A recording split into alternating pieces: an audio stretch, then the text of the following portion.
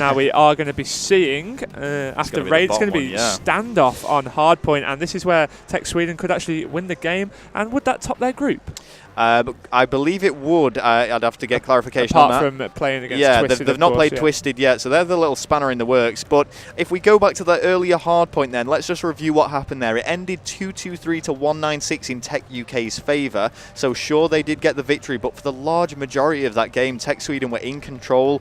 So are you feeling that TEC Sweden should have already wrapped this up then? I think TEC Sweden are probably going to take this hardpoint. I don't want to take anything away from TEC UK. Of course, they got the most points. They won the game, but it pretty much came down to two very important hills in the rubble area. I think sometimes it's referred to as scrapyard.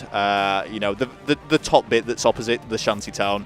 I don't know what call-outs you guys have at home, but it came down to that, and they managed to hold it for the entire time, which I think on this hard point, I reckon TEC UK are actually going to take this. I'm going to go with Moose and Realize to go absolutely huge on this. Now, of course, they have teamed together for a long time, along with Chaos as well.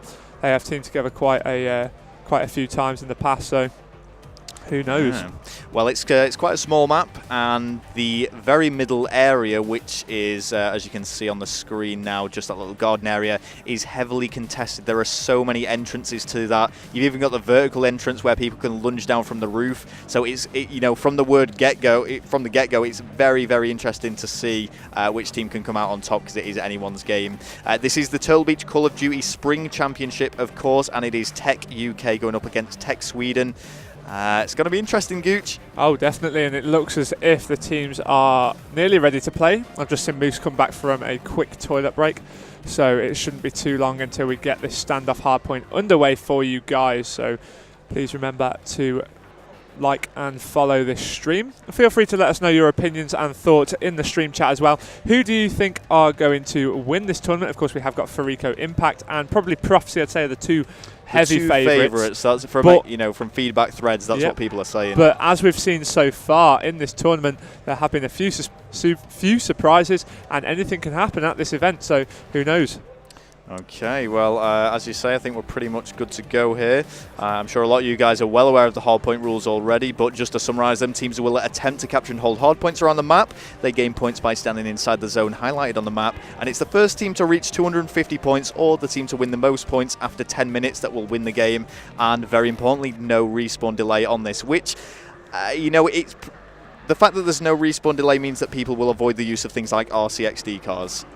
Yeah, exactly. I mean, it's one of those where you'll generally see the Hellstorm missile, the Lightning Strike, and either the Death Machine, or I've seen large influx of the EMP, or of course the standoff chopper as well. But now, anyway, we are going to get things underway, and we are going to kick things off with Tech Moose, first of all, of course, representing the UK Total Esports Circuit Squadron, and he has got himself the lightweight flak jacket proficiencies in at perk number 1, toughness in perk number 2, extreme con and tac mask. So you can tell he's going to be doing a lot more of the objective work as he does secure that hard point instantly and just watches the rear, does manage to take down Cappy in the process. Yeah, making a big kill there. And the flak jacket and tactical mask combination, very, very useful on hard point. They can throw everything in their arsenal at him, and it's not going to do all that much damage. Yeah, exactly. Straight off the spawns over by the Petra side, and he's going, as you said, Ralph, for that vertical option, just being able to get in there. Straight away drops down, takes the Swede by surprise there, and takes him down and puts some points on the board for TEC UK. Well, it's a very nice start for these guys. With 25 seconds left on that clock, they need to start thinking about securing the next hardpoint, getting set up around it, because that is what hardpoint is about. It's preparing yourself, getting in the vital positions to prevent the other team actually reaching the hardpoint. He needs to be very careful. He was only one off that kill streak as well, which he has now got. So he's got 2 kill streaks to his name. He's got the Hellstorm missile and the Lightning Strike. Now, that was perhaps why he was being a little bit more conservative around that hardpoint area, just staying in the corners, just fending him off. Now he's actually chosen to call that in really, really early, which is quite a surprise there. Normally you wait until players start pushing you, but Moose, wow, what a start he's had. Yeah, I actually want to watch Moose. I know we've seen quite a bit of, oh, there we go. Commentator's curse right there, but if we just bring up the scoreboard, let's have a look how Moose is doing. Currently 9-3, 3 captures, 2 defends. I didn't say he'd go huge this game. Let's hope that's the start of it, as he does manage to pick up himself up another kill and an assist there. Still got the Hellstorm missile to his name. However, I don't think he'll be using it on this hard point. I wouldn't say there's any need just yet. He'll wait until there is a more open area so that he can maximise his kills from it. Yeah, I mean, these kills he's making as well are all in the hard point, which is just getting him more and more score. And he's not sitting back, he's not getting in a very defensive position. He's literally thrown himself into these gunfights and coming out on top. But we've seen quite a bit of Moose now, so I want to see what's going on for you, Beta. What are you up to?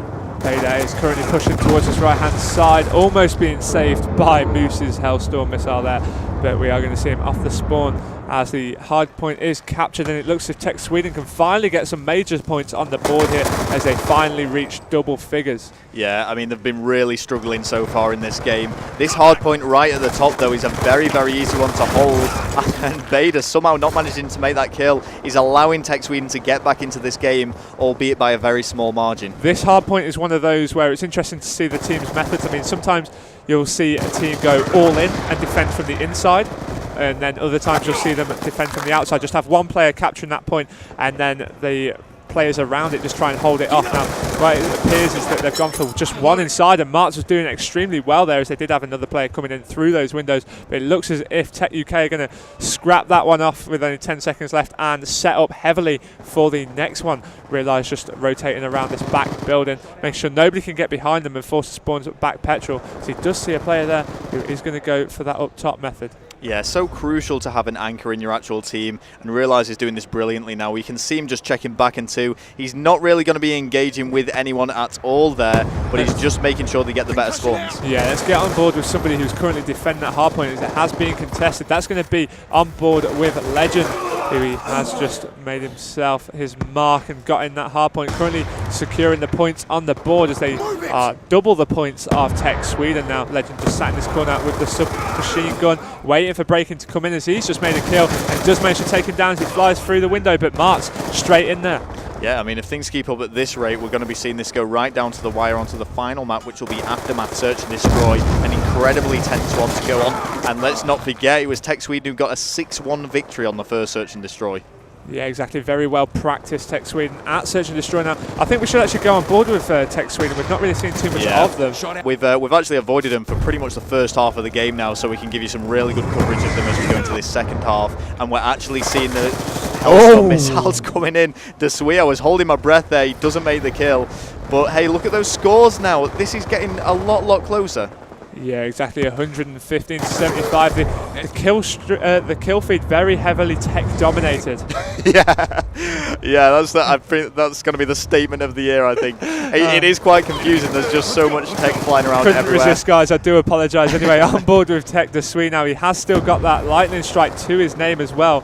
Currently defending around this hard point. Perhaps he'll save it. I mean, we have still got 5 minutes left on the entire scoreboard. 23 seconds left on this original hard point. But could it go all the way down to the wire? As it looks as if things are going to go levelling up. 15 seconds left on that clock. If they capture all 15 points, which isn't going to happen, of course, now, but they are going to be very, very close after this. Breaking actually keeping very quiet here. I mean, he's on a 3-kill streak. He's been racking up quite a bit of score, and he's possibly going to try and get that Hellstorm missile before he throws himself out there. Does manage to take out Realise, and I can see him taking this. He's in a really good position to actually defend. This is what you were talking about before, Gucci, earlier. He's actually defending from outside the hard point. Yeah, exactly. I mean, it's one of those where you really can. I mean, there's a lot of head glitch areas around where you can gain some cover as well. He's just going to revert now back to the back alley, just preventing people pushing around through that petrol station, which is a popular way to push purely because of the spawns.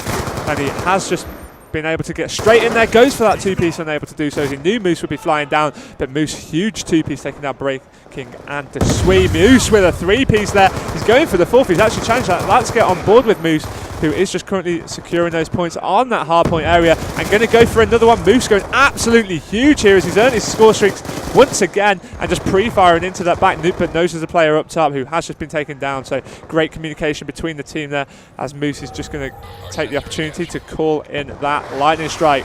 Yeah, he's having a fantastic game here, just kill after kill. Look at that, 27 kills, 16 deaths, and here comes the Hellstorm. It's just so much support coming from the air right now, but they don't have the hard point, and this is getting very, very tight now as we're going into the final 3 minutes 30 of the game. Oh, Moose has spotted 2 in there, but he has been taken down by Hay Bales. See, that was nice play from Moose there, rotated around, would have taken them by surprise through those windows as he didn't secure that first kill. But, of course, they had that anchor in the form of breaking on that back Hay Bales, but now breaking off the spawn now. Did spawn a little bit too far away, unfortunately.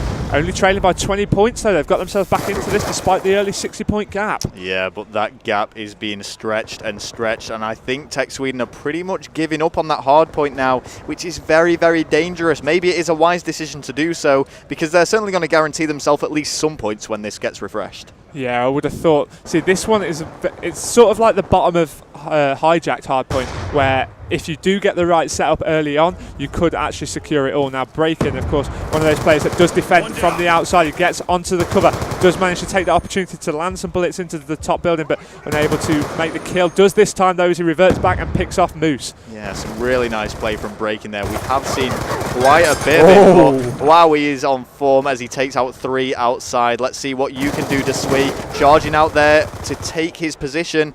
And what is the point difference? Let me just have a quick look. Oh, it's about 20. Once again, anything. Points are narrowed now, yeah, exactly. So here we go. Big Vader does take. Oh, he does get taken out by Desui. And now, yep, the hard point goes in TEC UK's favour. Yeah, it literally is back-to-back, end-to-end between the two sides. It's flipping really, really quickly, but now we are going to see King Kappa set up for that back middle hard point all the way back to the original one. He has got himself the trophy system down, which will, of course, help him should any grenades and stuns fly over, as they will be just instantly wiped out. But hardpoint has been captured by TEC Sweden. 30 seconds difference between the two sides. I'm still going to say this is going TEC UK, but it is going to be very, very close now. I mean, I'm seeing a common theme here from TEC Sweden as well. What seems to happen is they get the hard point first, they try and hold it for a while, and then they just get overrun by TEC UK and give up and move on to the next one. But when it comes down to this, which could potentially be the final hard point, I believe, there's probably going to be another one after this, but they need to be getting every single point they can. They cannot afford to sacrifice anything. Yeah, Moose there shutting out Kappa once again in that hard point. Moose so objective in this game, and he's done it really, really well, I must admit. Kappa going straight for that next hard point, because of course they know they do need to hold it. They would need to hold it for pretty much all of it, as well, as this is going to come down to the very, very last hard point with 55 seconds left on the total clock. 8 seconds left on that one. See, they can't do it if they're not all setting up, which they're not. TEC Kappa needs to make this kill. Kappa, how did you not see him? It's not going to be enough to simply contest it. He had to be getting those points, and I think this is now going to be a TEC UK victory. I believe it is. My mathematics says yes. Yep, they're going to take it, so it's going to go to the final map of this series. Aftermath Search and Destroy. As we said before, the previous Search and Destroy went 6-1 in TEC Sweden's favour. So are we going to see a repeat of this, Gooch? Oh, I don't know. I mean, I didn't actually see the first one because I was actually coaching a game over on the right-hand side, but this is 60 points difference on that hard point. Well, it's going to be interesting, as I say, because we're seeing TEC UK now on form there following that hard point. Sure, they lost quite badly in the first Search and Destroy, but anything can really happen in Search and Destroy, and it's very subjective to the map that they're playing. Moose. By the way... Told you! By the way, Gucci, 44 kills for Moose there. Absolutely huge for his team. 6,100 points. He actually had so many captures, so many defends as well. 44 kills to his name. That was absolutely huge from Moose there. Yeah. And it looks as if he could have, if they go on to win this, that would have been Moose that kept them in the game there. And let's not forget, sure, it was a convincing win, but it wasn't a complete whitewash. It was fairly close. So for Moose to actually play that well, he's definitely been, I don't want to say carrying his team, but he's pretty much won that for his team there. At points there, it did get really, really close. I mean, the overall 60-point difference at the end didn't really say much for how the game actually went. I think a lot of the time when you've realised, oh, we can't actually win, there's still like 30 seconds left on that clock, that is when the enemy team will just stay in the hard point and the players just don't really try because they don't need to. They know that they've lost, sort of thing. Yeah.